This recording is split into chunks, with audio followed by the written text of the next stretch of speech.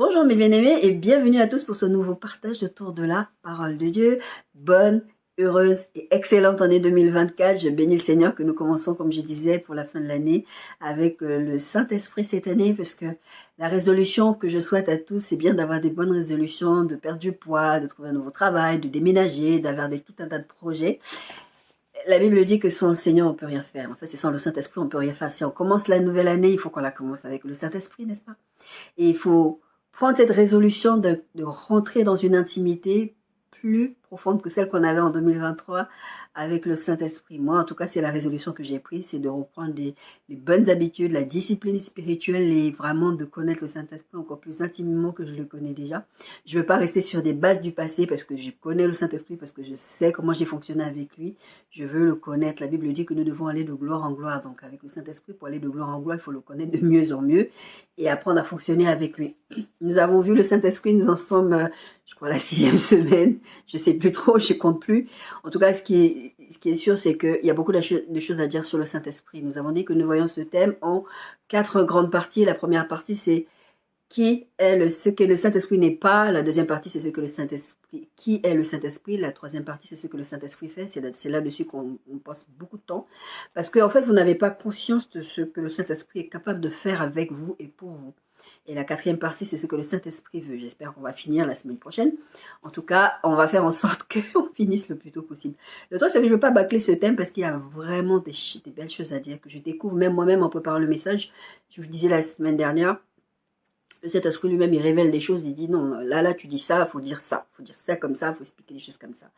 Parce qu'il s'agit de lui. Si moi, je viens vous introduire une personne que vous connaissez ou même que je viens vous parler à quelqu'un d'autre de vous, si vous entendez dire certaines choses que je dis de vous qui ne vous correspondent pas, vous allez dire mais non, c'est pas tout à fait ça. C'est comme ça que tu me perçois, mais ce n'est pas ce que je suis. Donc, il faut que tu corriges ça, d'accord? Et donc, on a dit, je vous ai dit, il y a 4 grandes parties, je vous ai déjà expliqué ça. On a déjà fait le grand 1, on a fait le grand 2, on est dans le grand 3. Et comme j'ai dit, j'espère que je vais finir ça bientôt sans le bâcler, bien sûr, parce que ce n'est pas ça le but. La semaine dernière, je vous disais que un des points de ce que le Saint-Esprit fait, c'est il est le sceau de Dieu qui atteste notre salut et notre statut d'enfant de Dieu. Je voulais commencer ça la semaine dernière, mais c'est quelque chose que le Saint-Esprit m'a expliqué récemment, il y a moins d'un mois. Donc, je ne voulais pas bâcler ça. Je voulais vraiment vous expliquer parce qu'il faut que vous en ayez conscience. Parce que si vous voulez qu'il y ait des exaucements dans vos prières, vous voulez vivre des vies victorieuses, vous voulez vivre des vies de bonheur que Dieu a prévues, ça ne veut pas dire qu'il n'y aura pas de chagrin, ça ne veut pas dire qu'il n'y aura pas de difficultés, mais ça veut simplement dire que si vous voulez vivre ce que Dieu a prévu pour vous, il faut comprendre ce point-là. Ce point-là, tous les autres points sont super importants, mais il faut comprendre ce point-là. Et je pense que ça va vous libérer de certaines choses dans votre façon de fonctionner avec lui. Il est le sceau de Dieu qui atteste notre salut et notre statut d'enfant de Dieu. Bien sûr, je ne reviens pas sur les autres parties. On a déjà beaucoup parlé, d'ailleurs, sur plusieurs vidéos. Je suis revenue encore sur certains points parce que il fallait expliquer des choses. Donc, je ne vais pas réexpliquer les autres trucs. En 1, j'ai dit, c'est ce que le Saint-Esprit n'est pas. Grand 2, c'est ce que le Saint-Esprit, c'est qui est le Saint-Esprit. Et grand 3, c'est ce que le Saint-Esprit fait, c'est là-dessus qu'on est. Et grand 4, c'est ce que le Saint-Esprit veut, ce que le Saint-Esprit attend, ce qu'il attend de nous, comment on va collaborer avec lui. Romains 8, 16. L'Esprit lui-même rend témoignage à notre esprit que nous sommes enfants de Dieu. Je vous disais, le point, c'est il est le sceau de Dieu qui atteste notre salut et notre statut d'enfant de Dieu. Éphésiens 1, 14. Lequel est un gage de notre héritage pour la rédemption de ce que Dieu s'est acquis à la louange de sa gloire. Lequel est un gage, c'est ce qu'on appelle le sceau de Dieu. Dans d'autres versets, vous allez voir, il est le sceau de Dieu. Éphésiens 4, 30. J'ai lu tous les versets et après je reviendrai sur les explications. Éphésiens 4, 30. N'attristez pas le Saint-Esprit de Dieu par lequel vous avez été scellés pour le jour de la rédemption. Toujours cette histoire de son. Éphésiens 5, 18, 19. Ne vous enivrez pas de vin, c'est de la débauche. Soyez au contraire remplis de l'Esprit. Entretenez-vous par des psaumes, par des hymnes et par des cantiques spirituels, chantant et célébrant de tout votre cœur les louanges du Seigneur. Il est le sceau de Dieu qui atteste notre salut et notre statut d'enfant de Dieu. Récemment, je ne sais plus qu'est-ce que j'ai écouté et le Saint-Esprit m'a dit ceci. En fait, vous n'avez pas conscience de qui habite en vous. Jésus disait à la femme, je crois que c'était la femme samaritaine, il lui disait, tu ne connais pas le don de Dieu. Si tu savais qui te demande de l'eau, tu lui donnerais de l'eau parce que je peux te donner encore plus. En fait, on a le Saint-Esprit qui habite en nous. Il atteste que nous sommes enfants de Dieu. C'est lui qui qui te convainc de pécher, comme on a dit à la base, c'est lui qui va venir te convaincre, qui va venir te dire, hey, là, tu vis une vie, tu as besoin de Dieu, en fait, parce que tu es en train de prendre le chemin de l'enfer, en fait. Il dit pas ça comme ça, parce que nous, les chrétiens, on aime bien dire aux gens, tu vas aller en enfer, tu vas aller en enfer, tu vas aller en enfer. Le Saint-Esprit ne fait pas ça. Le Saint-Esprit n'a pas ce côté, tu vas aller en enfer, nanana. Il te le dira à un moment dans ton parcours, en t'expliquant les choses, parce qu'il n'est pas méchant, vicieux, des trucs comme ça. Non, d'accord? Je vous ai dit qu'il était un gentleman, il est plus que ça. Il est amour, il est Dieu. Et en fait, il va vous convaincre de péché, il va vous amener à vous dire, ça va pas ce que tu fais. Si vous dites des gros mots, vous avez des comportements, le Saint-Esprit va vous remuer en vous disant, non, ça c'est pas bien ce que tu fais. Le comportement que tu affiches n'est pas bien. C'est lui qui va vous convaincre de ça. Mais c'est lui aussi qui va attester qui vous êtes. C'est-à-dire que le diable, il va passer son temps à venir vous embrouiller, à vous faire croire que, est-ce que tu penses que tu es vraiment sauvé? Est-ce que tu crois qu'un enfant de Dieu fait ce que tu fais? La même chose que le Saint-Esprit va vous dire, il va vous le dire, mais d'une façon tellement méchante que vous allez même plus vous croire que vous êtes chrétien. Le Saint-Esprit ne fait pas ça. Il va pas venir te dire, ah, t'as péché contre Dieu, Dieu est fâché, fâché, tu vas aller en enfer. Non.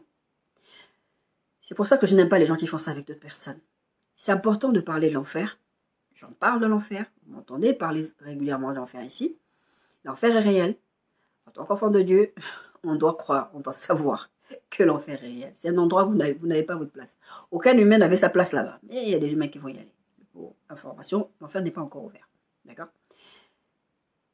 Et le Saint-Esprit va attester en vous que vous êtes enfant de Dieu. Des fois, vous avez beaucoup de gens, en tout cas, qui posent des questions aux hommes de Dieu, qui vont dire, aux hommes et aux femmes de Dieu, quand je dis aux hommes de Dieu, c'est général, ça ne veut pas dire qu'il n'y a pas des femmes dedans. Ils vont demander, est-ce que je suis vraiment sauvé parce que j'ai peur, j'ai commis le blasphème contre le Saint-Esprit. Et c'est un thème que j'aborde souvent avec vous, je vous explique souvent. Parce que les gens pensent que insulter Dieu, dire des méchancetés, dire que tu es mauvais, je t'aime plus, enfin, encore même plus de grossièreté, de vulgarité que ça. Ils pensent que c'est ça qui va éloigner Dieu d'eux. Ce que vous dites à Dieu ne l'atteint pas. Dieu est assis sur son trône, dit la parole de Dieu, il sait qu'il est. Il n'a pas besoin que vous veniez lui dire des choses pour savoir qu'il est. C'est nous qui sommes comme ça, on a besoin que quelqu'un dise tu es beau, tu es belle, tu es gentille, tu es une bonne personne. On est comme ça les êtres humains.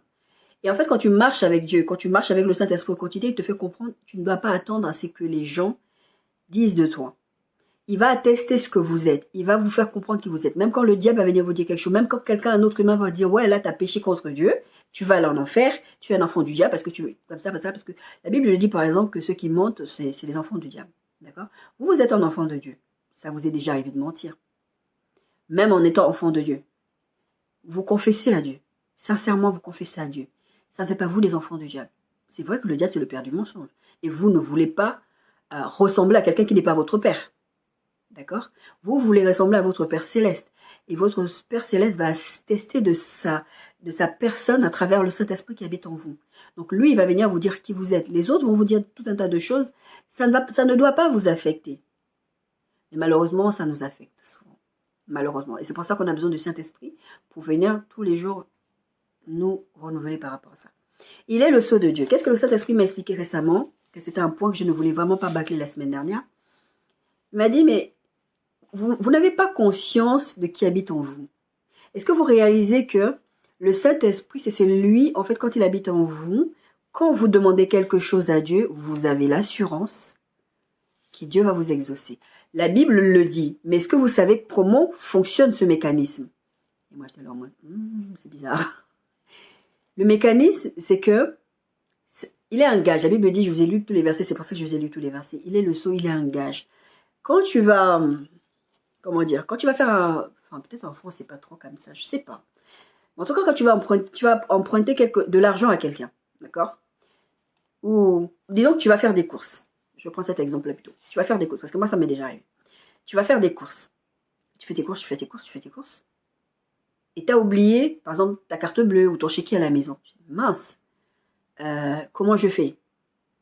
La personne va te dire, il n'y a pas de souci, vous me laissez votre pièce d'identité, comme ça, je suis sûr que vous allez revenir. Et tu laisses ta pièce d'identité parce que tu es sûr que tu vas revenir. Donc tu vas chercher chez toi ta carte bleue, ton chéquier, comme ça tu viens payer. La personne a un gage. La personne a pris ta pièce d'identité et tu as besoin de ta pièce d'identité pour fonctionner au quotidien dans la vie, pour faire des papiers, pour quoi que ce soit, tu as besoin de ta pièce d'identité. Tu sais que tu ne peux pas laisser ta pièce d'identité. Donc tu vas aller chercher le moyen de paiement pour venir payer. Le Saint-Esprit fonctionne comme ça. Dieu l'a mis en nous pour qu'on puisse comprendre qu'à chaque fois qu'on va s'approcher de Dieu, le Saint-Esprit il est le gage. À partir du moment où le Saint-Esprit habite en vous, quand la Bible dit que vous demandez, vous recevrez, c'est parce que vous avez un gage qui habite en vous. Dieu, la vérité, ne vous exauce pas parce que vous lui demandez. Dieu vous exauce parce que le Saint-Esprit qui habite en vous, Dieu ne peut pas se trahir lui-même puisque Dieu lui-même habite en vous par le Saint-Esprit. S'il ne vous exauce pas, s'il ne fait pas ce qu'il doit faire, ça veut dire que vous n'avez pas le sceau de Dieu en vous. Ça, faut être clair. Encore une fois, quand je parle du sceau de Dieu, c'est vraiment la Bible. De toute façon, tout le long de la Bible, tout le long de la parole de Dieu, vous allez vous rendre compte que Dieu n'exauce pas n'importe quelle prière. D'accord? Ce que je suis en train de dire, ça ne veut pas dire que vous allez demander n'importe quoi à Dieu et Dieu va vous exaucer. C'est pas ça. Vous avez l'assurance, quand Dieu a parlé, on va plutôt dire ça comme ça. Vous avez l'assurance, quand Dieu vous a promis quelque chose, qu'il va le réaliser. Je vous en parle très régulièrement en vous disant, quand la promesse tarde, n'attend pas. Quand Dieu ne panique pas parce que Dieu va le faire. Dieu a promis, Dieu va faire. Pourquoi Dieu le fait? Ce n'est pas parce qu'il juste il a promis, mais en fait c'est parce qu'il a un gage qui habite en vous, qui dit que là, moi, ne me ridiculise pas. C'est ce que Moïse disait à Dieu. Il disait, toi, tu as montré que tu es notre Dieu, qu'on est ton peuple, maintenant tu nous dis partez sans moi. Les gens vont se moquer de nous. Les gens vont se moquer de Dieu en vous si Dieu vous promet quelque chose et qu'il ne le réalise pas. Il le réalise parce que le sceau de Dieu est une garantie. Le Saint-Esprit est une garantie que la parole que Dieu prêche, que Dieu dit, va se réaliser. Et c'est d'ailleurs à cause de ça que le Saint-Esprit m'avait donné ce thème. Parce qu'il m'avait donné une parole. Et ce message va venir après la série sur le Saint-Esprit. Parce que j'avais voulu prêcher ça, parce que c'est ça que le Seigneur m'avait mis à cœur. Mais après, il m'a stoppé, il m'a dit, avant de prêcher cette parole-là, tu dois d'abord m'introduire proprement. D'accord? Parce que je voulais, c'est pour ça que notre texte de base, c'était le texte de Genèse. On ne l'a jamais utilisé pendant toute la série, mais vous allez comprendre parce que ça va suivre après ce message-là. Genèse 1:3 dit, au commencement, Dieu créa les cieux et la terre était comme informe. La terre était informe et vide, il y avait des ténèbres à la surface de l'abîme et l'Esprit de Dieu se mouvait au-dessus de Dieu. Pourquoi l'Esprit de Dieu était là en train de se mouvoir au-dessus? Il attendait la parole. Il attendait que Dieu dise pour que lui, il agisse. Pour que Dieu agisse, il faut qu'il y ait le Saint-Esprit en vous. Il faut que le Saint-Esprit est la garantie que Dieu va agir pour vous. Il y a des gens qui prient, Dieu les exauce, mais ce n'est pas une garantie. Ce n'est pas un truc systématique. Ça arrive que des païens, ils vont prier, ils vont dire, enfin, je sais pas n'importe quoi, mais en tout cas, ça peut arriver. Mais le fait que vous ayez le Saint-Esprit en vous, le Saint-Esprit est une garantie. C'est que Dieu a parlé. Le Saint-Esprit est c'est lui qui agit pour le compte de Dieu, qui réalise la parole de Dieu. Donc, mes bien-aimés, je ne sais pas si vous comprenez ce que je suis en train de dire, parce que ça a été une révélation pour moi, et j'ai compris ça, je me suis dit, waouh, je comprends mieux ça, je comprends mieux ça, je comprends mieux ça. Quand Dieu parle, le Saint-Esprit agit. Le Saint-Esprit est une garantie que Dieu va mettre sa parole. En fait, le Saint-Esprit, c'est vraiment un gage. C'est vraiment, voilà, je prends l'exemple des Américains. En France, il n'y a pas ce système-là. Les Américains, en fait, quand tu attends un procès, quel que soit le procès, ça peut être, en général, pour meurtre, peut-être pas, non. Encore que ça dépend des cas. Mais quand tu attends un procès, un truc qui va t'emmener en prison, on demande une garantie. On dit, selon les moyens de la personne, selon la façon dont la personne peut fuir ou pas, parce que ça a un passeport ou des choses comme ça, on va te dire, tu rends ton passeport et tu donnes, allez, 100 000 $, 200 000 $, ça dépend, il y a des gens qui sont vraiment très très pauvres, on va leur demander des 5 000 $. Et ce sont des prêteurs, des prêteurs sur gage, prêteurs à gage, je ne sais plus comment on les appelle, mais c'est comme ça, c'est ces gens-là. Et en fait, ils garantissent que nous, on va vous donner cet argent-là, et on va avoir l'œil sur le prisonnier qui est censé être, que vous allez libérer. Nous, on garantit que quand le procès va venir, il ne fuira pas. Parce que nous prenons la responsabilité que si ce gars-là fuit, de toute façon, on vous a déjà donné l'argent. Et qu'est-ce qu'ils vont faire, ces gens-là? C'est pour ça qu'il y a des chasseurs de primes. C'est comme ça qu'on les appelle, des chasseurs de primes. Parce que si vous fuyez parce que quelqu'un d'autre a payé pour vous, en disant, je garantis qu'il sera là au procès, si vous fuyez, les chasseurs à gages les chasseurs de primes, les chasseurs à gages, c'est pas la même chose. Les chasseurs de primes vont vous poursuivre parce que quelqu'un d'autre a payé pour vous. Jésus a payé.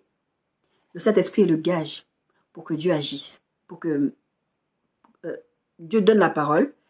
Jésus a déjà payé et le Saint-Esprit agit à travers cette parole. Je ne sais pas si vous comprenez ce que j'essaie de dire. C'est très... Je ne savais pas comment j'allais mettre les mots. Mais le Saint-Esprit, voilà, grâce à Dieu, il m'a donné les mots et il va vous permettre de comprendre ça, il va vous faire comprendre parce que le Saint-Esprit habite en vous.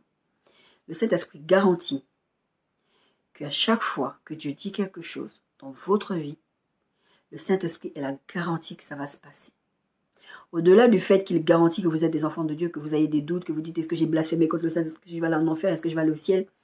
Déjà sortez de ça. Le fait que le Saint-Esprit habite en vous, c'est que vous êtes sauvés. D'accord? Je ne vais même pas revenir sur ces débats de est-ce que le sauver une fois, sauver toujours. Ce n'est pas le terme aujourd'hui. Mais sachez que le fait que le Saint-Esprit habite en vous, c'est une garantie que ce que Dieu dit, il va l'exaucer. Parce que d'abord, c'est dans la nature de Dieu. Quand il parle pas dans le vent.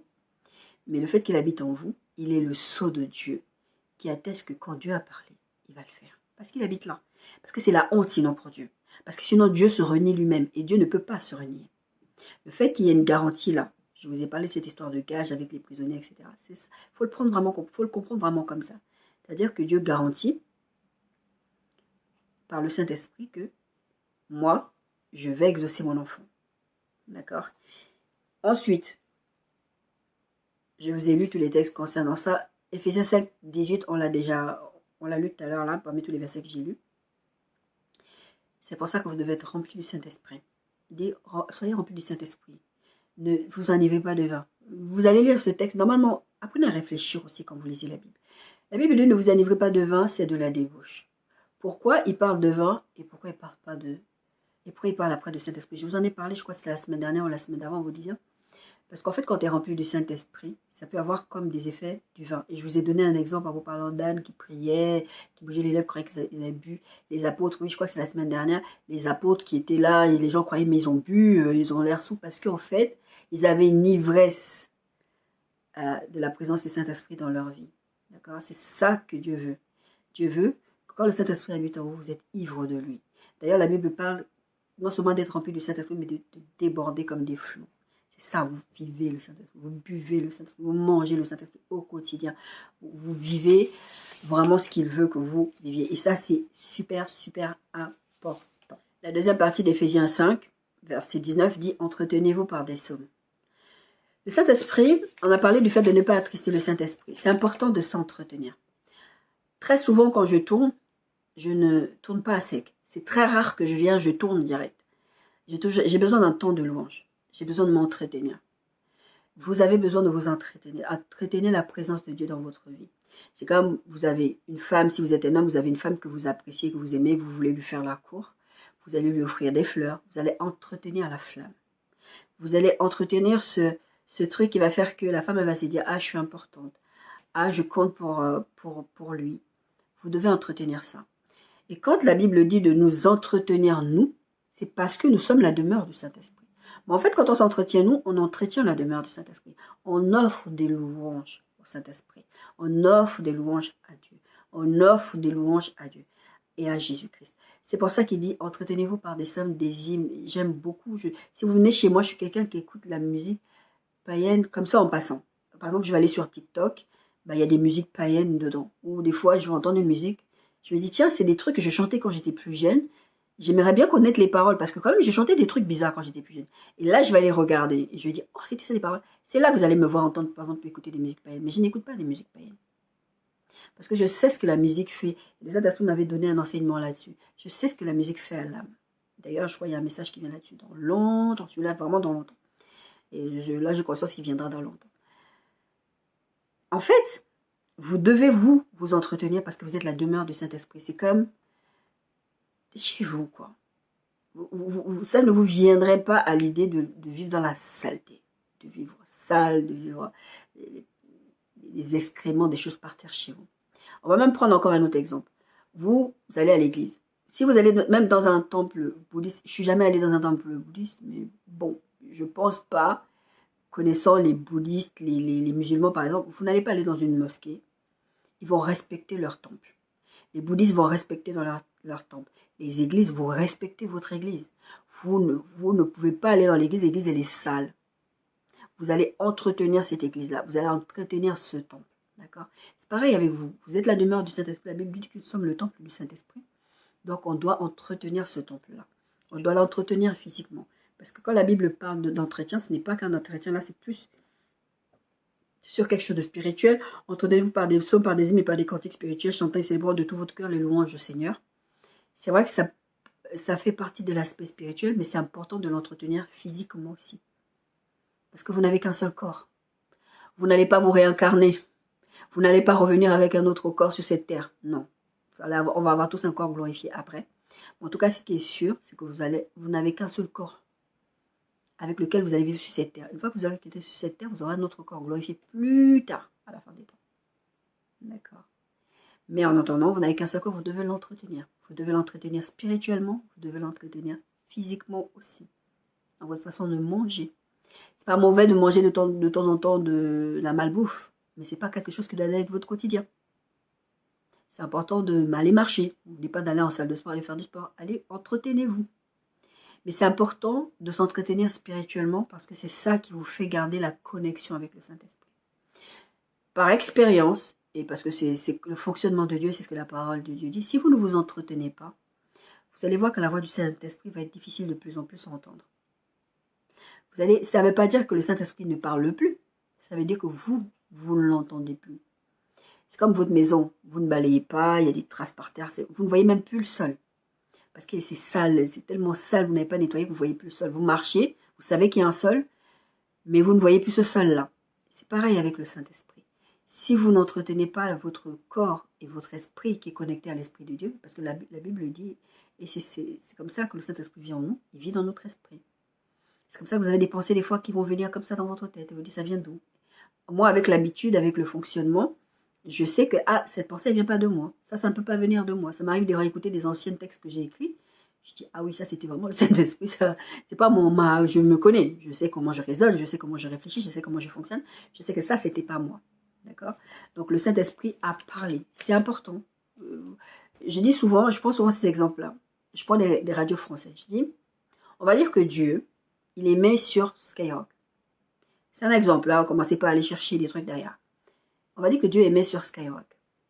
Vous avez plusieurs chaînes de radio, d'accord? Je parle de radio.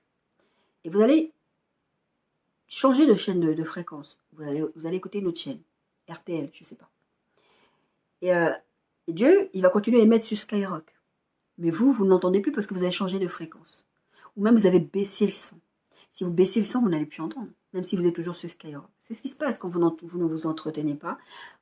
Et que votre regard est tourné ailleurs, vous allez écouter d'autres fréquences, vous allez écouter d'autres gens, vous allez entendre des choses que vous n'êtes pas censé entendre, si vous êtes branché dans d'autres fréquences. Et si vous baissez le son parce que ça vous dérange, parce que moi ça m'arrive quand je vais à des endroits qui ne sont pas chez moi, ah non, ta louange, des trucs comme ça qui disent, écoutez, tes cantiques spirituels, là, on veut pas. Je respecte quand je suis ailleurs, mais quand je suis chez moi, tu ne mets pas ça chez moi. Chez moi, je crée une atmosphère. T'es pas content, tu viens pas chez moi. C'est comme ça que ça marche. Vous pouvez appeler ça dictature, c'est comme ça que ça marche chez moi. Chez moi, il y a des trucs qui ne fonctionnent pas. Je respecte les gens. Vous pouvez venir, je vais vous faire à manger, je vais vous recevoir, je vais vous accueillir. Il y a des choses qui ne rentrent pas dans ma maison. Vous ne mettez pas certains films chez moi. Vous ne mettez pas certaines musiques chez moi. D'accord? Il est une puissance, mais pas que. Mais ça rejoint le point qu'on a vu la semaine dernière sur... ça se met ensemble en fait, mais j'aurais dû le mettre ensemble. Quand je vous ai dit que... il n'est pas que, enfin, je vous l'ai dit dans un point la semaine dernière qu'il n'est pas qu'une puissance. Mais en fait, c'était sur ce point-là. Je pensais que je ne l'avais pas noté, je ne sais pas pourquoi. Parce qu'il y a tellement de trucs à dire que des fois, je ne comprends pas. Pourquoi? Je vous ai expliqué la semaine dernière le pourquoi de ça. Parce que la Bible dit, vous recevrez une puissance, acte 1, 7, 8. Il est ordonné, ce n'est pas à vous de connaître les temps ou les moments que le Père a fixés de sa propre autorité, mais vous recevrez une puissance. Le Saint-Esprit se venant sur vous et vous serez mes témoins à Jérusalem, dans toute la Judée, dans la Samarie et jusqu'aux extrémités de la terre. Et quand j'entends souvent prêcher sur ce verset-là, les prédicateurs vont vous dire des trucs de... Le Saint-Esprit, c'est la puissance de Dieu en action. Le Saint-Esprit, c'est la puissance. Et je vous disais la semaine dernière, le Saint-Esprit, ça aussi, c'est lui qui m'a expliqué ça la semaine d'avant. Je ne suis pas qu'une puissance. Je ne suis même pas une puissance. Je donne la puissance. Au début, je voyais pas, je j'ai compris, mais je me dis, mais enfin, quand la Bible parle de la puissance du Saint-Esprit, oui, la puissance du Saint-Esprit, ça ne veut pas dire que lui, il a une puissance. Et ça, c'est pour ça que je vous ai dit en point numéro 1, en grand 1, il n'est pas une puissance. Et moi, même quand je l'avais mis, quand je l'avais noté, jusqu'à ce que le Saint-Esprit me l'explique, j'avais marqué, il n'est pas. Et d'ailleurs, même j'ai mis, il a une puissance, mais pas que. Et le Saint-Esprit m'a corrigé. J'ai remarqué à côté, il nous rend puissants. Il m'a dit non, je ne suis pas une puissance. Je ne suis pas une énergie, je ne suis pas une onction, je ne suis pas ça, ce que tu as dit. Parce que sinon, tu es en train de contredire ce que tu as dit depuis le début. Je ne suis pas une puissance. Je rends puissant, je donne la puissance. J'ai dit, ah, c'est différent. Le Saint-Esprit n'est pas une puissance. Et d'ailleurs, je n'aurais même pas dû le mettre. Ça, c'est un des points que j'ai mis quand j'ai préparé ce message-là. Le Saint-Esprit m'a corrigé en me disant, non, je ne suis pas une puissance. Je donne la puissance, je rends la puissance.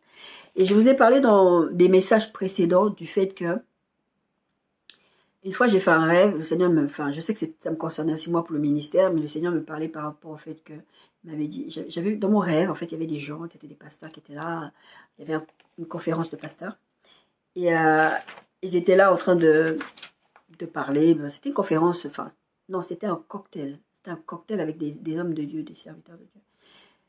Et on était là, moi j'étais là. Et puis ils étaient tous habillés en costume, cravate, on était tous vraiment habillés comme vous verrez un cocktail, quoi, un cocktail dînatoire, vraiment bien regardé, tout ça. Et ce qui se passe, c'est qu'à un moment donné, j'entends des tam-tams. J'entends des tam-tams. Mais vraiment des tam-tams, vous savez, vraiment un truc africain, là, où des musiques. D'un coup, c'est comme si mes yeux s'ouvrent. C'est pas comme si c'est vraiment ça, mes yeux sont ouverts d'une façon. Ce que je voyais là dans le naturel, c'est-à-dire qu'ils étaient tous habillés en costume, mais d'un coup je les vois tous habillés, une bonne partie, allez, 90% dans la salle, ils étaient habillés en tenue de léopard, comme des tradipraticiens un peu, mais c'était vraiment autre chose, c'était bizarre.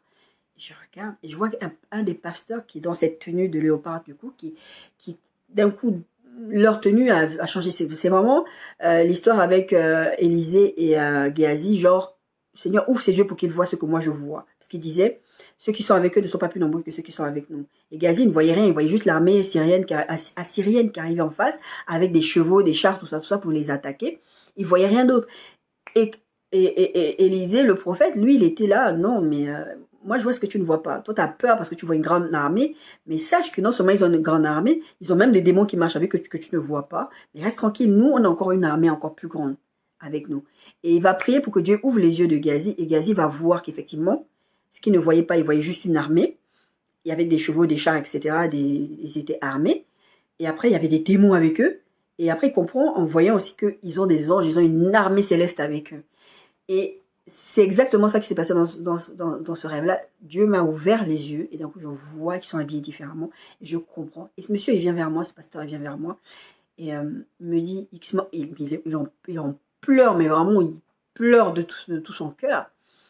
Et je le regarde, je suis un peu étonnée, pourquoi il pleure, le monsieur.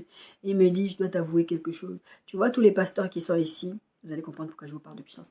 Tu vois, tous les pasteurs qui sont ici, on a tous un jour... On a tous été appelés par Dieu, on a tous servi Dieu avec fidélité pendant un moment, mais en fait, on voulait tous la puissance, plus de puissance. Mais le Saint-Esprit, ce n'est pas quelqu'un qui fonctionne à notre rythme. C'est pas quelqu'un qui va faire ce que vous lui dites. Je veux dire, il n'est pas à vos ordres. Enfin, c'est pour ça que je vous dis, c'est pas une énergie, c'est pas une boule, c'est pas ceci, c'est pas votre Polly Pocket, quoi. Je vous parle d'ailleurs souvent des Polly Pocket, mais je ne sais pas si vous savez c'est quoi des Polly Pocket. C'est des figurines en jouets. Vous savez, des trucs avec des mini-maisons, des trucs. Ça, je vous mettrai une photo si je me rappelle dans le montage. En tout cas, c'est pas quelque chose, un petit jouet que vous avez dans votre poche. Quand vous avez besoin, vous le sortez. Exauce mes prières. D'accord? Et eux, c'est ce qu'ils voulaient, ces pasteurs-là. Ils expliquaient que nous, on voulait plus de puissance, Et le Saint-Esprit, il ne fonctionne pas comme ça. Il te donne ce qu'il te faut au moment où il te le faut. C'est pour ça que l'apôtre Paul disait, j'ai connu le dénuement, j'ai connu la prospérité, je sais vivre dans le contentement parce que j'ai connu tous ces états-là. Tu as des moments dans ta vie où tu connais, moi j'ai connu la pauvreté, plein de trucs comme ça, et je connais aussi d'autres trucs, et je sais que je vais encore connaître autre chose. Toutes ces choses-là, je ne suis pas attachée à ça parce que c'est Dieu qui donne, c'est Dieu qui reprend. D'accord? Mais en tout cas, il dit, nous on voulait plus de puissance, et comme le Saint-Esprit ne voulait pas nous donner ce qu'on voulait, parce que le Saint-Esprit connaissait leurs intentions. C'est ce dont je vous parlais quand je vous parlais de Simon le magicien. Simon le magicien, il vient, il se convertit, il voit qu'il se produit des miracles et des signes à travers les apôtres. parce que maintenant ils sont des apôtres. Et il dit, ah, cette puissance-là, je la veux. Je veux cette puissance. Je veux faire les miracles comme vous le faites aussi. Et Pierre, l'apôtre Pierre va voir ça, il va le maudire. Parce qu'il va dire, tes intentions ne sont pas bonnes. Si vous voulez servir Dieu pour impressionner les gens, je vous parle souvent des prophètes, parce que c'est le plus flagrant. Mais il n'y a pas que les prophètes, il y a des pasteurs, il y a plein de gens, des chrétiens qui n'ont pas de ministère attitré dans l'église, qui manipulent les gens, qui profitent des gens, mais passent. Pourquoi? Parce qu'ils veulent leur propre gloire. Je vous invite à aller regarder mon message sur récompense ou récompense. Les gens veulent tellement leur propre gloire, et c'est ce qui s'est passé là, qu'ils ne réfléchissent même pas. Donc ils demandent à Dieu, ils demandent à Dieu, ils demandent à Dieu, mais puisque Dieu n'est pas là-dedans, bah, qu'est-ce qu'ils font? Ils décident que, bah non, on ne veut pas faire. C'est pour ça que je vous disais tout à l'heure, le Saint-Esprit est le sceau qui exauce les prières, mais parce que Dieu a parlé. Si Dieu n'a pas dit quelque chose, et que vous allez demander des choses avec lesquelles Dieu n'est pas d'accord, il ne va pas le faire. Le Saint-Esprit, ce n'est pas votre polypocket, que Dieu va exaucer exactement ce que vous voulez. Et c'est ce que ces gens-là voulaient. Ils voulaient la puissance, ils voulaient le Saint-Esprit, la puissance. Et pour eux, le Saint-Esprit, c'était comme un objet qui a une puissance, une boule d'énergie, feu, onction, tout ça. Ah, le feu du Saint-Esprit.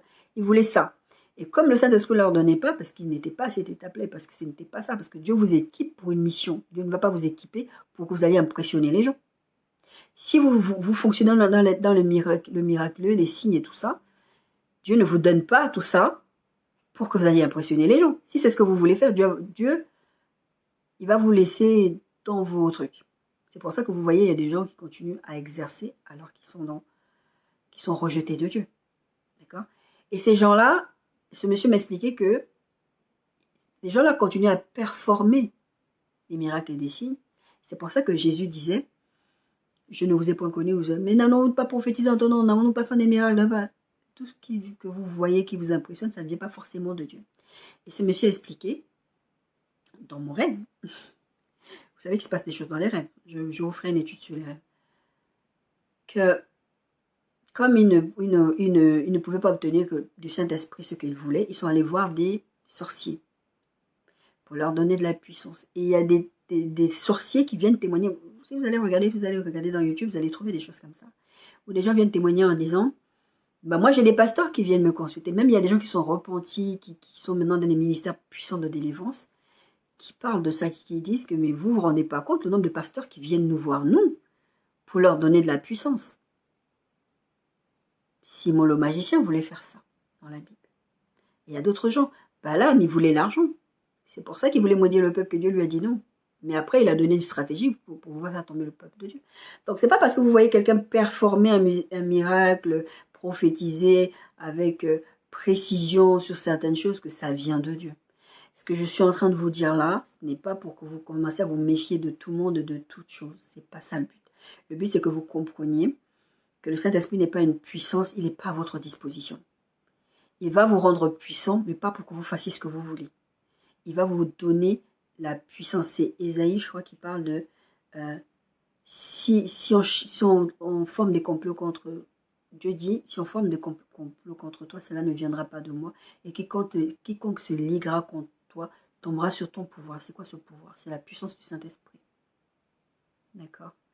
Il va faire des choses pour vous. C'est pour ça que je dis souvent, que ce soit dans les conflits, je vous en ai déjà parlé dans plusieurs messages, laissez Dieu faire sa justice. Parce que quand Dieu fait les choses, tu ne te relèves pas facilement comme ça. Si Dieu fait ça pour te donner une leçon, pour t'amener à te repentir, c'est bien. Mais Dieu sait aussi quand tu n'es pas capable de repentir. Dieu sait comment te mettre à terre pour que tu ne te relèves plus jamais. C'est l'histoire de... je crois que c'est Absalom, le fils de David. La Bible dit que Dieu avait permis une situation, soit c'est Absalom, soit c'est Achitophel, je regarderai la référence. Dieu avait permis qu'il lui arrive des saletés, parce que Dieu voulait le faire tomber. Donc, ne croyez pas que Dieu ne fait pas ce genre de choses. Quand Dieu a décidé de vous anéantir, toute la Bible en parle. Ne croyez pas que Dieu est juste amour, vous faites ce que vous voulez, amour, je fais ce que je veux. Non, Dieu peut vous anéantir. Et quand Dieu a décidé de vous anéantir, il va vous anéantir. Ne jouez pas avec Dieu. D'accord? L'autre point, c'est sa présence repousse les ténèbres et empêche le monde de virer au chaos. On a vu le précédent point, c'est il est le sceau de Dieu qui atteste notre salut et notre statut d'enfant de Dieu. J'espère que je me suis bien fait comprendre sur ce point-là. Il est une puissance. En fait, c'est pas il est une puissance. Il nous rend puissants et il nous donne la puissance. Sa présence repousse les ténèbres et empêche le monde de virer au chaos. Vous voyez beaucoup de mal dans le monde. Le mal est rentré dans le monde par le péché, par la chute de l'homme au jardin d'Éden. Donc plus vous voyez les choses avancer, plus vous dites, mais vraiment quand la Bible dit que vers la fin des temps, il y aura ça, il y aura ça, il y aura ça, ça va vraiment arriver, c'est le chaos. Mais sachez que ce n'est pas vraiment, c'est le chaos, mais ce n'est pas le summum du chaos. Pourquoi? La présence du Saint-Esprit sur la terre avec nous, en nous. D'accord? Parce que quand Jésus va enlever l'Église, le Saint-Esprit va partir de la terre, puisque l'Église ne sera pas là. Ça ne veut pas dire que, encore une fois, je ne sais pas comment vous expliquer ça. Moi-même, je ne sais même pas, parce que c'est Dieu. En fait, Dieu est partout. Dieu est partout. Ça veut dire que même quand nous, on va quitter cette terre à l'enlèvement, avec Jésus qui va venir nous chercher, le Saint-Esprit va partir avec nous, puisque le Saint-Esprit habite en nous. Mais puisque le Saint-Esprit est Dieu, il est aussi partout, il sera toujours sur la terre, mais il n'agira pas sur la terre comme il agissait quand il était en nous. Ça veut dire que les forces des ténèbres vont se manifester, vont agir, le Saint-Esprit ne pourra rien faire parce que c'est le plan de Dieu qui est comme ça. Dieu va dire, comme je vous ai dit, quand Dieu a dit, je vais t'anéantir, je vais t'anéantir. Dieu a dit que ça va arriver, le Saint-Esprit sera là. Comme il m'avait dit une fois, mais Nadia, tu vas lier mes mains, tu m'empêches d'agir. Il y a quelque chose qui va empêcher Dieu d'agir, ce n'est pas parce que Dieu n'est pas capable, c'est parce que c'est le plan de Dieu qui est comme ça, qui est en marche, qui ne peut pas s'arrêter. Éphésiens 5, 8, 13, autrefois vous étiez ténèbres et maintenant vous êtes lumière dans le Seigneur, marchez comme des enfants de lumière. Car le fruit de la lumière consiste en toutes sortes de bonté, de justice et de vérité. Examinez ce qui est agréable au Seigneur et ne prenez point part aux œuvres infructueuses des ténèbres, mais plutôt condamnez-les. Car il est honteux de dire ce qu'ils font en secret. Il ne parle pas des païens, il parle des chrétiens, d'accord? Mais tout ce qui est condamné est manifesté par la lumière, car tout ce qui est manifesté est lumière. Il y a deux aspects dans ce point qui est sa présence repousse les ténèbres et empêche le monde de vivre au chaos. Sa présence repousse les ténèbres. Déjà en nous, d'accord? C'est pour ça que je vous dis, le Saint-Esprit vous dit, tu parles comme ça. Tu ne devrais pas parler comme ça. Il va repousser ce qui n'est pas de Dieu en vous, ce qui est de la nature pécheresse adamique en vous. Tout ce que vous faites, vous dites des gros mots. Vous parlez. Moi, je dis vous, ça me concerne. Moi, je sais que quand spirituellement, j'ai un problème, là, voilà, je commence à dire des gros mots. Ça sort facilement. Comme si je n'ai jamais, pourtant de nature, je ne suis pas quelqu'un qui dit des gros mots. D'accord? Donc, il va repousser les ténèbres qui étaient en vous, petit à petit. C'est un processus. Le Saint-Esprit est en train de vous transformer, on a dit la semaine dernière, parce qu'il veut vous amener au caractère de Christ. Mais une chose qu'il fait, c'est repousser les ténèbres en vous. Les pensées malsaines, les pensées... même votre sexualité, c'est ténébrique. Je ne sais pas si ça se dit ça, ténébrique. C'est ténébrique. Vous avez des pensées, vous avez une vie sexuelle. Si vous avez subi des abus, ou même vous avez vécu votre première vie sexuelle avant de connaître le Seigneur, ou même vous avez connu le Seigneur, vous faisiez quand même ce que vous voulez, parce que vous dites, oh, le sexe c'est bon, machin, tout ça. Vous allez avoir une façon de vivre votre sexualité. Le Saint-Esprit qui habite en vous va vous dire, ça là, cette pratique que tu fais, cette façon de vivre ta sexualité, n'est pas bonne. Il va chasser les ténèbres. D'accord? Et il y a ce deuxième aspect de la fin des temps, et là, de Thessaloniciens 2:1-17. Pour ce qui concerne l'avènement de notre Seigneur Jésus-Christ et notre réunion avec lui, nous vous prions, frères, de ne pas vous laisser facilement ébranler dans votre bon sens et de ne pas vous laisser troubler, soit par quelques inspirations, soit par quelques paroles ou par quelques lettres qu'on dirait de nous, qu'on dirait venir de nous, comme si le jour du Seigneur était là. Parce qu'il se passait des manigances, parce qu'on dit, oui, le jour du Seigneur est proche, parce que c'est ce que la Bible dit au début. Jésus vient, Jésus vient. Ah, Jésus est venu. Il y a des gens qui le font encore, jusqu'à aujourd'hui. Que personne ne vous séduise d'aucune manière, car il faut que l'apostasie soit arrivée auparavant et qu'on ait vu paraître l'homme du péché, le fils de la perdition, l'Antéchrist, n'est-ce pas? L'adversaire qui s'élève au-dessus de tout ce qu'on appelle Dieu ou de ce qu'on adore, jusqu'à s'asseoir dans le temple de Dieu. Dieu avec un grand Dieu, donc Dieu. Se proclamant lui-même Dieu. Ça, il s'agit de l'Antéchrist. Ne vous souvenez-vous pas que je vous disais ces choses lorsque j'étais encore chez vous? Et maintenant, vous savez qui le retient, afin qu'il ne paraisse qu'en son temps. Qui le retient, c'est le Saint-Esprit. Car le mystère de l'iniquité agit déjà, il faut seulement que celui qui le retient encore ait disparu. Donc, quand l'enlèvement va se faire, l'Église va partir, le Saint-Esprit va partir, qui habite en nous. Donc là, il n'y aura plus les gens qui prient, Non, nous, on va partir. Le Saint-Esprit va partir avec nous. Il y a cette histoire, bien sûr, de l'omniprésence de Dieu. Ça, c'est encore autre chose. Ça n'empêche pas l'un, n'empêche pas l'autre, d'accord? Et alors paraîtra l'impie, que le Seigneur Jésus détruira par le souffle de sa bouche, et qu'il anéantira par l'éclat de son avènement. L'apparition de cet impie se fera par la puissance de Satan, avec toutes sortes de miracles, je vous en parlais à l'instant, des signes de prodiges mensongers, et avec toutes les séductions de l'iniquité par ceux qui périssent parce qu'ils n'ont pas reçu l'amour de la vérité pour être sauvés. Aussi Dieu leur envoie une puissance d'égarement pour qu'ils croient au mensonge. Je le disais à l'instant, Dieu est capable de faire ce genre de choses. Ne croyez pas que Dieu est juste là, amour, amour, paix et tout. D'accord? Jésus lui-même, il a dit, je suis venu pour apporter les paix. Afin que tous ceux qui n'ont pas cru à la vérité, mais qui ont pris plaisir à l'injustice, soient condamnés. C'est pas moi qui le dis, hein, c'est la parole de Dieu qui le dit, d'accord? Pour nous faire bien-aimés du Seigneur, nous devons, en votre sujet, rendre continuellement grâce à Dieu, parce que Dieu vous a choisi dès le commencement pour le salut, pour la sanctification de l'esprit, par la foi en la vérité. Je ne vais pas tout lire. Mais en tout cas, ce qui est sûr, c'est qu'il y a les deux aspects. Le Saint-Esprit chasse les ténèbres en nous, et la présence du Saint-Esprit en nous sur la terre empêche la fin des temps d'arriver. Tant que le Saint-Esprit, tant que Dieu n'a pas donné, il dit, hey, c'est bon, enlèvement. Le Saint-Esprit, c'est ça qui retient. La Bible parle que quand le mystère de l'iniquité agit, déjà, il faut seulement que celui qui retient encore ait disparu. Parce que les antéchrists, il y en a plusieurs. Mais il y en a un là, l'ultime. Il y en a plusieurs. Je sais que, par exemple, Hitler en était un. D'accord? Ensuite, il a des principes, 2 points. Il fait ce que le dit le Père, il glorifie Jésus, il n'ira pas à l'encontre de ce que Dieu dit, même s'il est sa propre personne. D'ailleurs, aucune personne de la triunité ne va aller l'un contre l'autre. Vous savez, vous avez des enfants. Un enfant va venir vous dire, maman, je vais faire ça, ou je vais sortir. Mais j'ai demandé à papa, papa a dit oui. Hein. Il va aller voir papa. Papa, j'ai demandé maman. Maman a dit oui. Hein. Les enfants, ils ont ce truc à vous monter les uns contre les autres quand ils veulent obtenir ce qu'ils veulent. D'accord? Beaucoup d'enfants sont comme ça. Pas tous, heureusement. Beaucoup d'enfants sont comme ça. Moi, je sais que ma fille, elle n'est pas comme ça. Car moi, ma fille, elle va venir me demander un truc. Si je lui dis non, c'est non. Elle ne va pas le faire. D'accord? Mais il y a des enfants comme ça. Et là, ce qui se passe, c'est que le Saint-Esprit a des principes. Il y a un principe, par exemple, de Dieu. C'est que pour agir sur la terre, il faut l'homme. Dieu ne va pas descendre en tant que Dieu sur la terre. Il est descendu en tant qu'homme. Et moi, je croyais pendant longtemps, quand j'étais jeune, quand j'étais enfant, et même ado, que Dieu, quand Jésus est venu sur la terre, il est venu en tant que Dieu quand même. Il est venu en tant que Dieu, mais il s'empêchait de faire des choses. Parce qu'il ne voulait pas faire des choses. Mais enfin, en grandissant spirituellement, en lisant la parole de Dieu, j'ai compris que non, en fait, Jésus s'est vraiment dépouillé de sa divinité. Il est Dieu, mais il s'est dépouillé de ses attributs divins. C'est pour ça qu'il avait besoin du Saint-Esprit pour fonctionner. C'est pour ça qu'on parle du Saint-Esprit.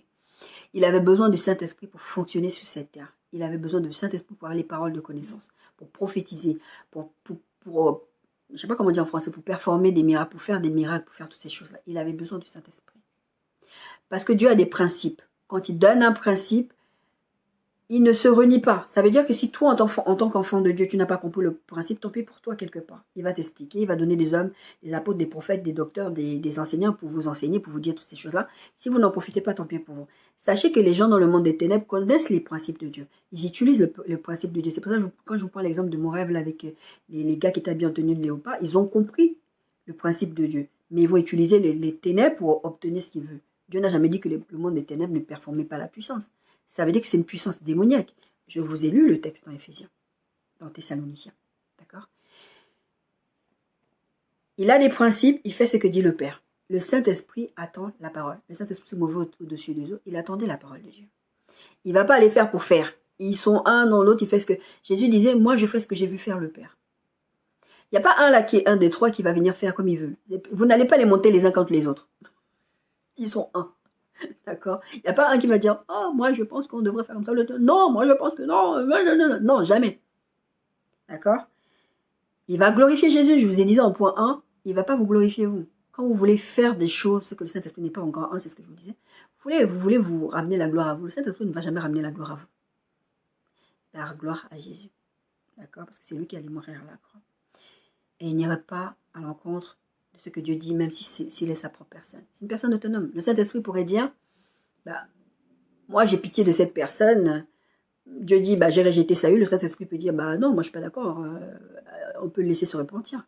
Ou Jésus dit, bah non, parce que n'oublions pas que Jésus était là avant. Si vous regardez le texte où il parle avec Abraham, Les pharisiens, tout ça, il l'attaque, il dit, mais moi j'étais là avant Abraham. Je vous ai souvent dit, quand vous voyez l'ange de l'Éternel dans l'Ancien Testament, c'est souvent Jésus.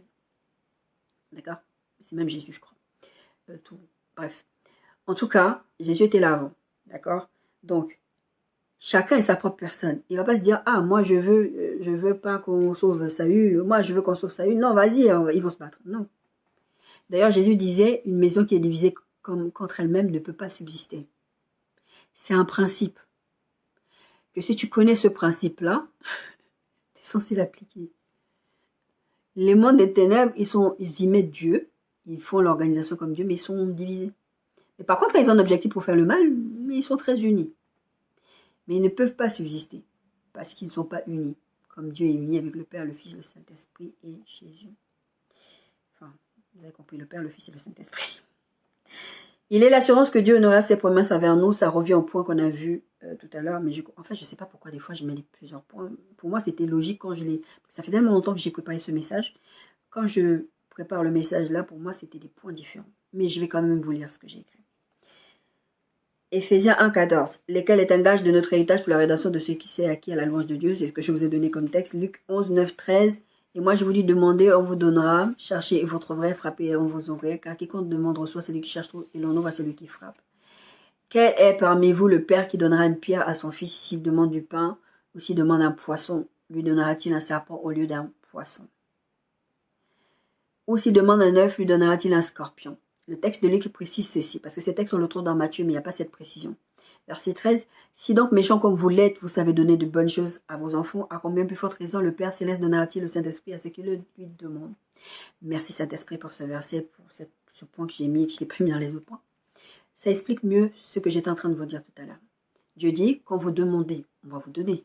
Si votre enfant vient vous demander du pain, vous n'allez pas lui donner une pierre. Attends. Qui va demander, si l'enfant demande une pierre et vous demande du pain, vous lui donnez une pierre. Ou il vous demande du poisson, vous lui donnerez un serpent. Ça veut dire que si vous demandez quelque chose à Dieu, il ne va pas vous donner des mauvaises choses à la place. Et il précise, verset 13, si donc méchant comme vous l'êtes, et vous savez donner des bonnes choses à vos enfants, un peu forte raison, Dieu ne vous donnera-t-il pas le Saint-Esprit? C'est ce verset particulièrement qui fait que le Saint-Esprit est le sceau qui permet à ce que Dieu exauce vos prières. Ça veut dire que quand vous demandez des choses à Dieu, ayez l'assurance que vous l'avez déjà reçu. Il y a un texte de la Bible qui dit ça. Parce que le Saint-Esprit se cache là. Vous demandez des bonnes choses. C'est pour ça qu'il fait le parallèle entre le fait que, en tant qu'enfant, vous avez des enfants qui vont vous demander des choses, vous n'allez pas leur donner une mauvaise chose. C'est un parent normal, d'accord? Mais moi, la bonne chose que je vous donne, c'est le Saint-Esprit. Parce que, à travers le Saint-Esprit, vous avez accès à tout ça. C'est pour ça que c'est important ce message. C'est pour ça que c'est important qu'on parle du Saint-Esprit. C'est pour ça que c'est important que vous sachiez qui il est, comment il fonctionne. Il est le sceau qui va vous permettre d'obtenir l'exaucement de vos prières. Parce que la bonne chose que Dieu veut pour vous, c'est le Saint-Esprit. C'est pas vous donner un mari, c'est pas vous donner une femme, c'est pas vous donner une maison, c'est pas vous donner de l'argent. C'est le Saint-Esprit. Parce que à travers le Saint-Esprit, vous avez accès à tout ça. D'accord? Et là, je vais m'arrêter là-dessus pour ce point-là, parce que je pense qu'avec ce que j'ai déjà dit sur le point, celui-là, maintenant, vous avez très bien compris. Et là, maintenant, j'ai l'assurance que vous avez compris. Il est l'homme fort dans nos vies. Point suivant. Luc 11, 14, 26, c'est l'histoire de Jésus qui chasse un démon. Verset 14. Jésus chassa un démon qui était muet. Lorsque les démons furent sortis, le muet parla et la foule fut dans l'admiration. C'est fou. On n'a pas l'impression. Une fois dans un rêve, le Seigneur me parlait de l'autisme. Il me montrait une scène avec l'autisme, une délivrance d'un autisme. Il me dit, tu vas faire ça. Et moi, je vous en ai parlé récemment dans une... Je crois que c'était dans cette série-ci. Ça m'a étonnée parce que je me suis dit, hein, l'autisme, c'est comme des dégénérescence quelque part dans les chromosomes. En fait, pour moi, c'est quelque chose, c'est pas une maladie comme tu es paraplégique et après on impose les mains sur toi. Enfin, pour moi, c'était ça, dans ma logique. Et cet esprit m'explique que non. Ça aussi, Dieu peut faire. D'accord? Et là, la Bible dit, il y a des gens, ils ne parlent pas. Vous avez des maladies, vous avez des trucs, c'est dans les chromosomes. Le gars, il était muet, mais parce qu'il y avait un démon qui le rendait muet. Vous imaginez? Il n'était pas juste muet parce que... Ah, il est né muet. Il était muet parce qu'un démon avait fermé sa bouche. Mais quelques-uns dirent, c'est par Belzébul, le prince des démons, qui chasse les démons. On commence à dire. Mais c'est normal qu'ils disent ça. Parce que comme je vous l'ai dit tout à l'heure, là, à l'instant, c'est qu'il y a des gens qui ont la puissance, qui font les choses par la puissance, mais ce n'est pas par la puissance de Dieu, ce n'est pas par la puissance du Saint-Esprit. Ils le font parce qu'ils travaillent avec les ténèbres. Et donc, c'est pour ça, tout ce que vous voyez, ce n'est pas forcément de Dieu. D'accord? Apprenez à discerner, demandez vraiment l'assistance du Saint-Esprit. Donc, c'est pour ça qu'on parle du Saint-Esprit, parce que vous avez besoin de discerner. Je vous ai dit, la dernière fois, il vous avertit, etc. Enfin, il y a 3 semaines, je crois, je vous ai dit ça. Il vous avertit, il vous montre des choses en rêve. Moi, beaucoup des avertissements que j'ai eus, c'était en rêve. Beaucoup d'informations que j'ai eues, c'était en rêve. Le Seigneur me montre, je n'ai jamais pensé. Moi, il y a des personnes, des fois, je suis là avec les personnes, ça se passe bien, j'adore cette personne, c'est trop bien, enfin, j'adore. J'aime cette personne, c'est trop bien. Et cette personne vient me montrer le vrai visage de la personne. J'ai fait, D'accord. Eux, là, ils sont en train de dire quoi? Mais c'est normal qu'ils chassent les démons. Lui-même, il est le prince des démons. Il est Belzébul. Et d'autres, vous pouvez lui demander un signe venant du ciel. Voilà. Si toi, tu viens vraiment du ciel, montre-nous, fais un signe. Comme Jésus connaissait leurs pensées, il leur dit, tout royaume divisé contre lui-même, c'est ce dont je vous parle à l'instant, est dévasté et une maison s'écoule sur une autre. D'accord? Si donc Satan est divisé contre lui-même, comment son royaume subsistera-t-il, puisque vous dites que je chasse les démons par Belzébul? Belzébul, ouais, c'est ça. Je crois que c'est Belzébul tout, je crois. Et si moi je chasse les démons par Belzébul, vos fils, par qui les chassent-ils? Parce que je vous signale qu'avant même l'arrivée de Jésus, il y avait déjà des gens qu'on appelle les exorcistes ou des trucs comme ça qui chassaient déjà des démons. D'accord? Vos fils, par qui les chassent-ils? C'est pourquoi ils seront eux-mêmes vos juges. Mais si par le doigt de Dieu c'est par le doigt de Dieu que je chasse les démons, le royaume de Dieu est donc venu à vous, vers vous. Lorsqu'un homme fort est bien armé, c'est là cette histoire d'homme fort, lorsque un homme fort est bien armé, il garde sa maison et ce qu'il possède est en sécurité.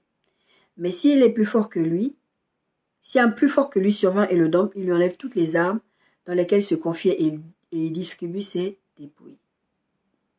Celui qui n'est pas avec moi est contre moi, et celui qui n'assemble pas avec moi disperse. Lorsque l'esprit impur est sorti d'un homme, il va dans les lieux arides pour chercher du repos. N'en trouvant point, il dit, je retournerai dans ma maison d'où je suis sorti. Et quand il arrive, il a trop balayé, orné. Alors il s'en va, il prend cet autre esprit plus méchant que lui. Il entre dans la maison, il s'établit. C'est la dernière condition de cet homme est pire que la dernière. Ce verset, le Saint-Esprit me l'avait expliqué une fois. Et c'est pour ça que j'ai fait ce point, s'il est l'homme fort dans nos vies. Il chasse les ténèbres, je vous ai mis dans les autres points, il fait tout plein de choses. Là, on est toujours dans cette 3e partie de ce que le Saint-Esprit fait. Il est l'homme fort. Il y a un des points que je vous ai mis dans cette partie de ce que le Saint-Esprit fait. Je vous ai dit, il est votre... Non, ce que le Saint-Esprit est, il est votre garde-fou. Il y a des choses qui vont empêcher qu'il arrive. Mais il est l'homme fort dans vos vies. Des fois, vous dormez, vous allez être attaqué. Vous ne savez même pas ce que vous vivez dans votre sommeil. Vous dormez. Ou des fois, vous marchez dans la rue, vous évitez des accidents sans savoir. Vous n'êtes jamais au courant. Si Dieu vous fait grave de vous expliquer par quoi vous ne passez pas, vous serez étonné. Il est l'homme fort parce que le Saint-Esprit habite en vous. Il ne peut rien vous arriver. Jésus marchait, les démons, mais Jésus s'agitait tout seul. Pourquoi? Le Saint-Esprit est en lui. Les démons s'agitaient parce que le Saint-Esprit est en lui. Il sentait la présence du Saint-Esprit. J'avais dit ceci à une personne il y a quelques années en arrière. Je ne sais pas, quand je vais quelque part, les démons s'agitent. C'est pour ça que j'ai des problèmes avec plein de gens. Mais les démons s'agitent. Ils vont venir m'insulter, ils vont faire des trucs. Les démons s'agitent. Et je pensais que c'était un don. Il y avait un don spirituel derrière ça. Et ça m'a dit non. Il avait dit, Seigneur, moi des fois, j'ai envie d'aller dans une église. Là, les gens, ils s'agitent là. Ils font des trucs bizarres. C'est pas que je suis exceptionnel. C'est que à partir du moment, si vous réfléchissez bien à votre vie, vous verrez que des fois, vous êtes avec des gens. Les gens commencent à s'agiter, ils vous insultent, ils vous font des trucs. Et les démons s'agitent. Parce que le Saint-Esprit habite en vous, vous avez l'homme fort. D'accord?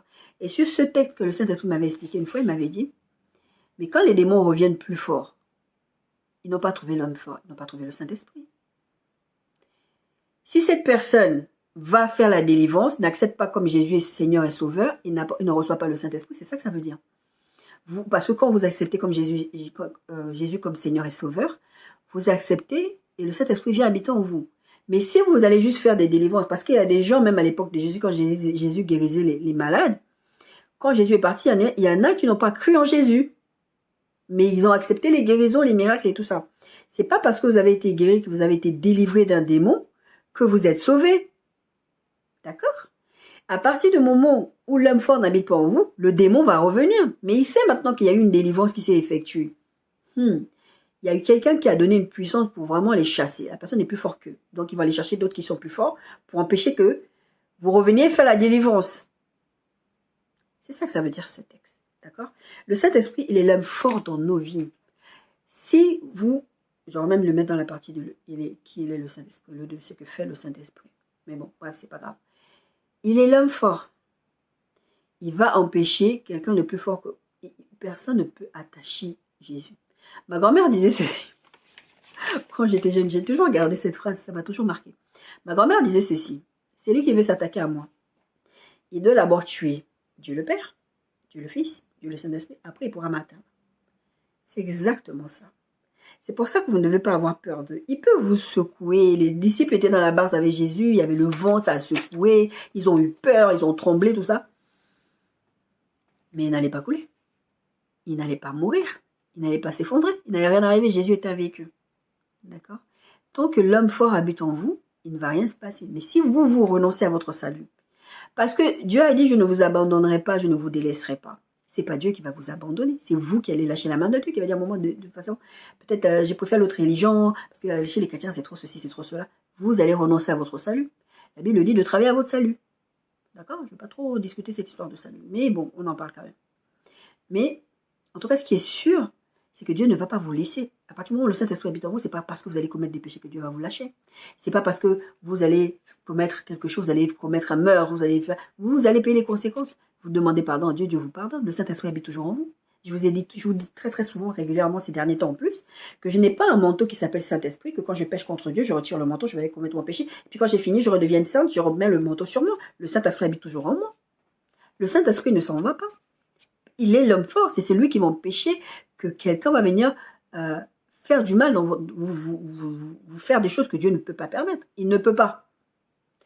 Quand quand Satan a fait ce pari avec Dieu, lui, dans sa tête, c'était « Ouais, je vais faire ça, je vais faire ça. » Et Dieu lui a dit « Oui, mais tu ne touches pas sa vie. » Pourtant, Dieu a permis à ce qu'il touche la vie de ses enfants.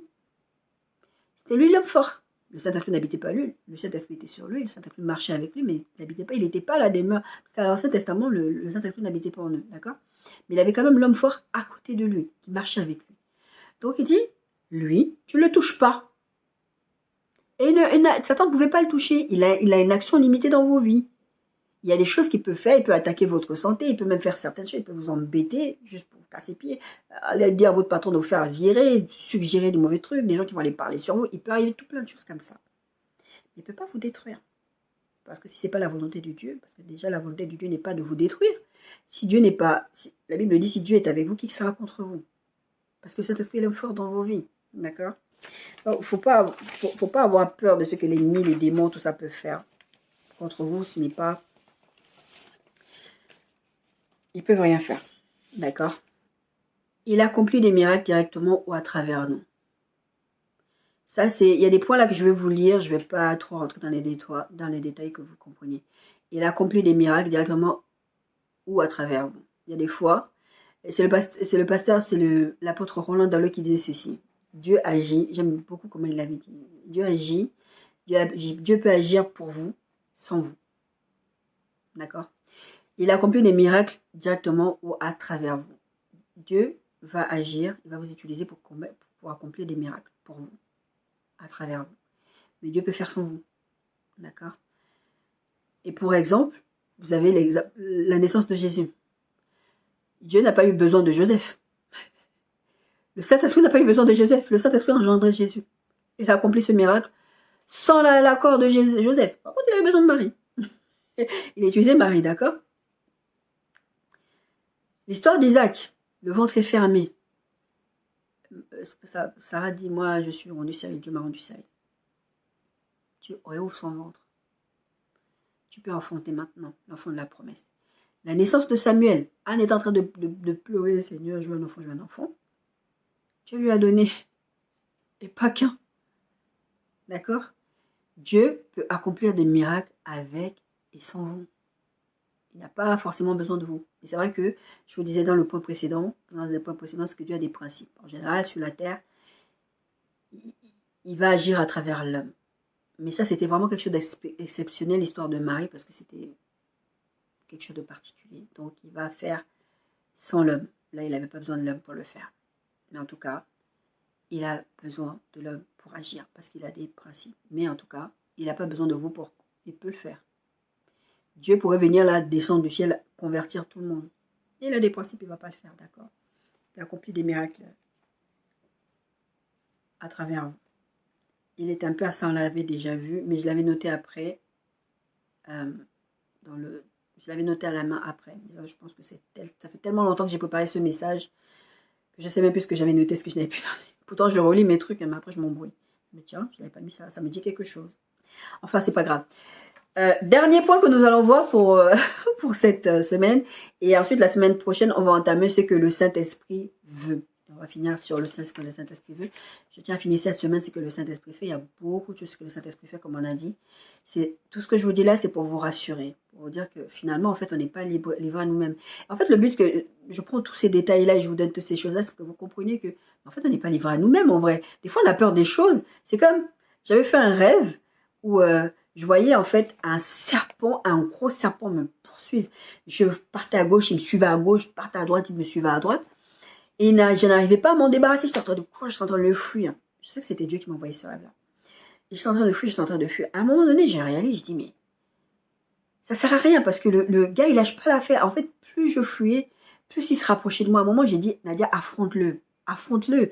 Tu ne peux pas continuer à fuir parce que de toutes les façons, il est en train de te rattraper. Vu la taille du serpent, c'est un serpent multicolore. Je voyais vraiment... Hein, je vais te comprendre quelque chose. C'est un serpent multicolore, vraiment, on voit tout un tas de couleurs, rouge, vert, tout ça. Bref, il me poursuivait. Et à un moment donné, j'ai dit non, stop-toi, affronte-le. Affronte-le, tu ne peux pas avoir peur de lui, tu ne peux pas vivre dans la peur, tu ne peux pas fuir et vivre dans la peur. Ça, c'est le travail du diable de vous amener à vivre dans la peur, que vous ne l'affrontiez jamais. La Bible dit résistez au diable et il fuira loin de vous. D'accord? Le diable veut vous faire croire qu'il est plus fort que vous, donc vous devez fuir absolument. Non. Il y a des situations de péché où la Bible dit de fuir comme l'impudicité. Sinon, la Bible dit de résister au diable. La Bible ne dit pas de résister à l'impudicité. Vous ne pouvez pas. Personnellement, par expérience, je sais qu'on ne peut pas. Il faut juste fuir. Et plus il s'avançait vers moi, ce gros serpent, ça ressemblait à un anaconda. Et puis en plus, il était rapide. Comme ça, il descendait.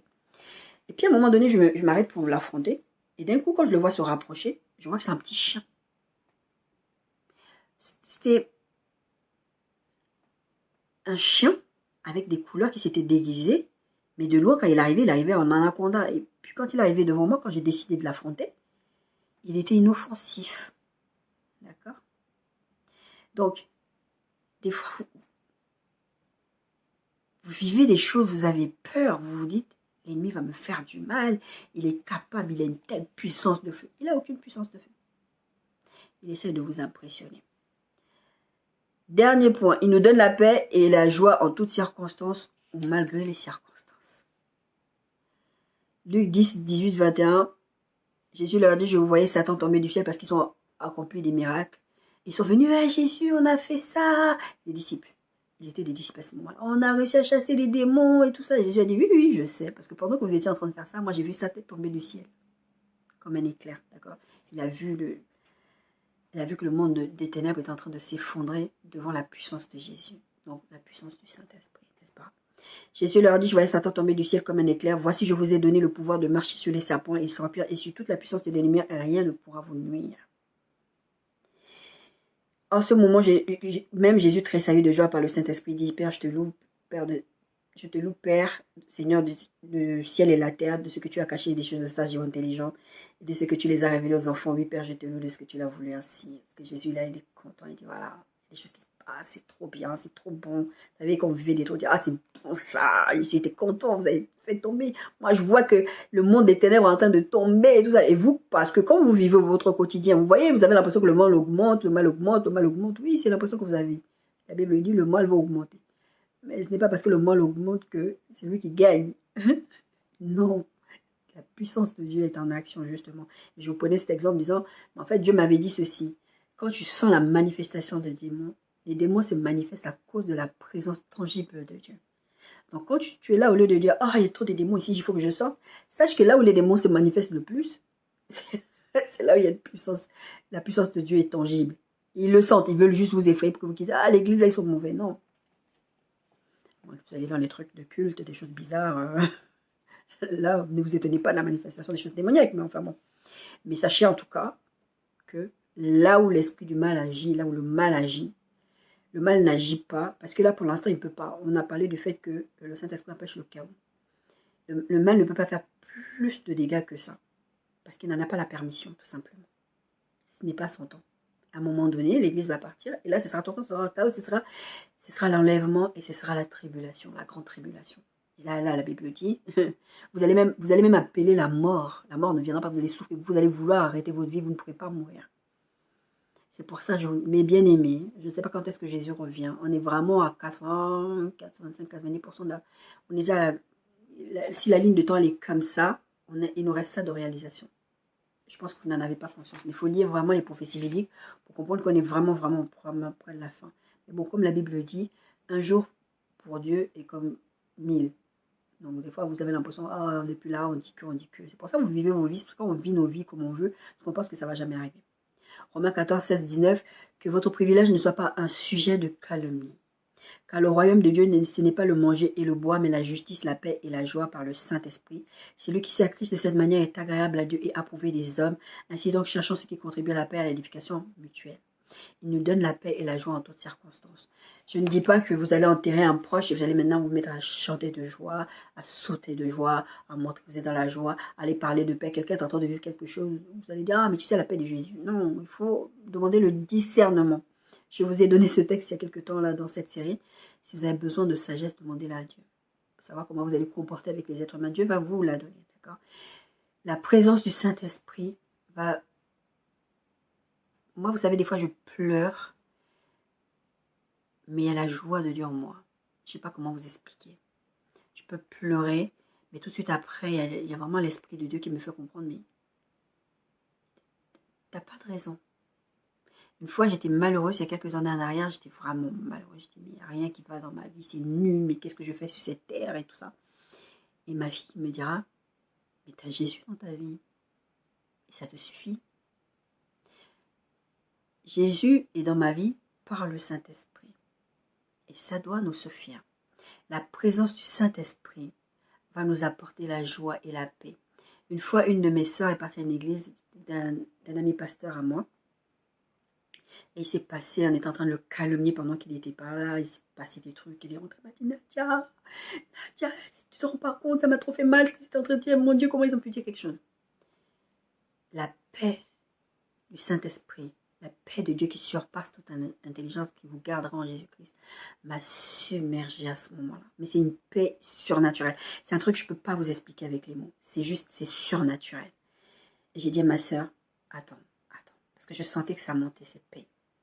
J'ai dit, calme, Dieu est avec le frère. Ça, c'est des calomnies. Je pouvais le dire avec certitude parce que la paix de Dieu donnée par le Saint-Esprit. C'est pour ça les fruits de l'Esprit, la paix, la joie, la bénédiction, tout ça, ce n'est pas des choses qui viennent de vous. C'est des choses qui viennent du Saint-Esprit qui développent en vous. Petit à petit, vous allez comprendre, vous allez vivre. Quelqu'un va aller accuser quelqu'un d'autre. Moi, j'ai vu une histoire sur les réseaux d'un pasteur très connu. On l'accuse de faire certaines choses. Le Seigneur est venu me montrer en rêve qu'on l'accuse à tort. Le Saint-Esprit va vous garder en paix. Ça ne veut pas dire que le monsieur n'a pas eu un procès ou je ne sais même pas où est-ce que ça en est. Ça ne veut pas dire que vous n'allez pas être accusé. Ça ne veut pas dire, regardez, je vous ai pris l'exemple d'Étienne la dernière fois. Étienne a été tué. Ça ne veut pas dire qu'il va va pas vous arriver des choses. Mais ça veut simplement dire que la présence de Dieu en vous, c'est pas grave. Les apôtres ont été tués. Ils l'ont fait pour la gloire de Dieu. Ils ont vécu des tas de choses difficiles, mais ils continuaient. Je vous disais la semaine dernière, ils ont dit, Seigneur, donne-nous encore plus d'audace. Ils savaient que ça allait leur coûter leur vie. Ils ont dit, donne-nous encore plus d'audace. Ils n'ont pas demandé, ah Seigneur, punis-les, frappe-les. Non. Ils ont demandé plus d'audace. Ils ont le Saint-Esprit en eux. La paix de Christ à travers le Saint-Esprit habite en nous. Ça ne veut pas dire que vous n'allez pas être malheureux. Ça ne veut pas dire que vous allez, quand je dis malheureux, ça ne veut pas dire que vous n'allez pas être attristé. Ça ne veut pas dire que vous n'allez pas vivre des choses, mais ça veut dire que le Saint-Esprit va vous garder vos pensées pures, va vous garder en paix, va vous garder dans la joie. Les gens vont dire des trucs, mais pourquoi cette personne, elle ne réagit pas? Mais pourquoi cette personne... Voilà. Moi, ma soeur, elle disait ça, quand j'étais persécutée là-bas dans l'église où j'étais. Elle disait, ah, ça m'énerve, je comprends pas pourquoi tu ne réagis pas. Mais parce que moi, je passais mon temps dans les jeûnes et les prières, pas pour demander des choses à Dieu, pour rester dans la présence de Dieu. Tout ce que moi je voulais, c'était rester dans la présence de Dieu. Tout ça là, c'est pas que ça m'affectait pas, ça m'affectait vraiment. Mais moi, j'étais là tranquille dans la présence de Dieu. Donc quand ils faisaient leur simagrée, moi j'étais là en train de... Et les gens avaient l'impression que ça ne me touchait pas. Et même il y en a qui m'en ont voulu parce que ouais, tu te crois que tu es super Dieu, ou tu es super ceci, tu crois que toi tu peux supporter. Je ne supporte rien. Le Saint-Esprit qui habite en moi me fait supporter les choses. Il me garde en paix, il me garde dans la joie. Soyez bien bénis, mes bien-aimés. Et encore une fois, excellente année à vous. Que vraiment le Saint-Esprit soit votre partage. La semaine dernière, on aborde la dernière partie de ce message. Je pense qu'on le fera sur une semaine. C'est possible qu'on fasse encore sur 2 semaines. C'est très très long cette série. Mais comme j'ai dit, je ne veux pas bâcler là, ces choses-là parce qu'il y a beaucoup de choses à dire sur le Saint-Esprit. Il y a beaucoup de choses que vous devez comprendre qui est Dieu à travers le Saint-Esprit. C'est pour connaître Dieu, c'est à travers sa parole, et à travers la parole a été inspirée par le Saint-Esprit. Je vous dis souvent, quand vous lisez la Bible, lisez à la lumière du Saint-Esprit. Vous dites, ah, Saint-Esprit, je ne comprends pas cette parole-là, je ne comprends pas, révèle-moi, dis-moi. Et c'est important que le Saint-Esprit, vous le connaissiez, que je vous introduise, que je vous parle de lui, que vous puissiez dire, ah, ça là, j'aurais jamais pensé ça. L'histoire de l'exaucement de prière, et d'ailleurs, c'est là-dessus que je veux finir, je veux que vous laissez là-dessus. Si une des choses que j'ai dit aujourd'hui, que vous devez retenir, c'est soyez rassurés. L'homme fort dans votre vie, c'est le Saint-Esprit. Et l'homme fort est le sceau de Dieu qui garantit que Dieu exauce vos prières. Si vous demandez si vous pouvez donner des bonnes choses à vos enfants qui vous demandent des bonnes choses, vous n'allez pas leur donner des mauvaises choses. Dieu a dit, moi je peux vous donner aussi des bonnes choses. D'abord le Saint-Esprit. Même pas d'abord, le Saint-Esprit. C'est parce que vous avez le Saint-Esprit que vous pouvez obtenir plus de choses encore. Vous n'avez pas besoin d'aller manigancer, négocier avec les ténèbres, vous perdre, vous vendre votre âme parce que vous voulez un plaisir passager et instantané. Ça ne vous apportera rien. Mais bien aimés, excellente année 2024.